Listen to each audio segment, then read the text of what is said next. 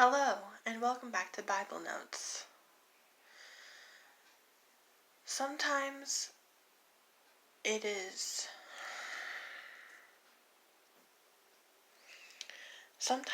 easy for us to focus on a building project, but we need to remember that the building is not the goal.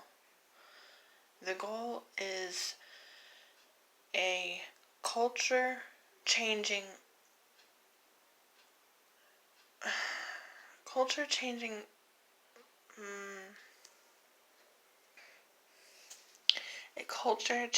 revival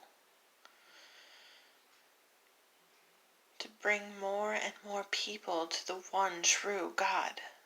But that comes with a price. Let's look at Luke chapter 10, verses 2 and 3. Luke 10, verse 2. These were his instructions to them. The harvest is great, but the workers are few. So praise to the Lord who is in charge of the harvest.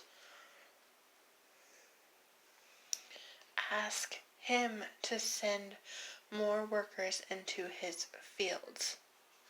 Verse 3. Now go and remember, I am sending you out as lambs among wolves. We need to go. Pray, go, and give. They are a checklist, not a multiple choice option.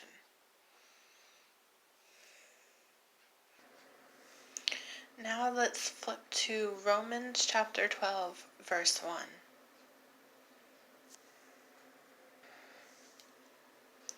And so, dear brothers and sisters, I plead with you to give your bodies to God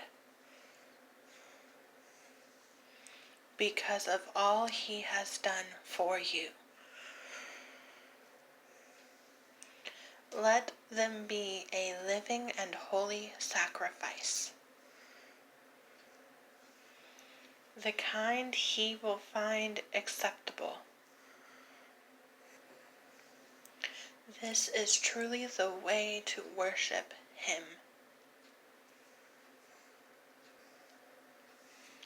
What is Paul talking about when he says sacrifice? If we read in the book of Leviticus, we will find descriptions of the 5 different types of sacrifices.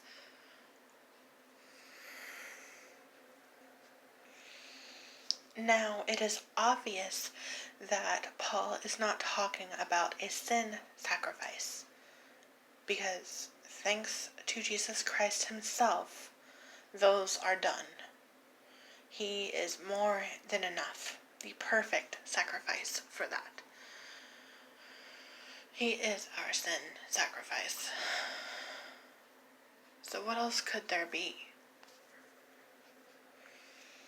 It could be a peace offering, but that doesn't make sense either, because this kind of sacrifice is talking about something that is just for God alone. And a peace sacrifice is split so that people can eat part of it, and that's not for God alone. So, what could it be? There can only be one right answer: the whole burnt offering. God made sure to be very specific about this one. He made sure that we knew that no one was to take part of any of these sacrifices. They were 100% set aside for God alone.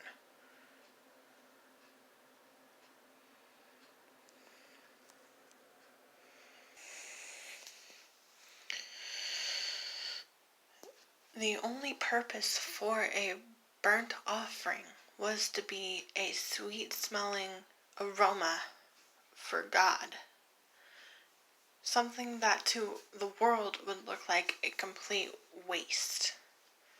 But God said that this was what pleased Him. So how could it really be a waste if it was pleasing to God?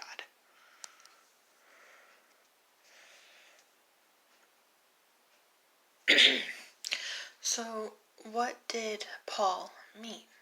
Well, a baby Christian will say to God, "Here are my plans for my life. Bless them." And that's fine for a baby Christian. But an older Christian will know better and say, "Here are my hopes, my dreams, my life, my plans, my everything. Burn them. Do what you want with them."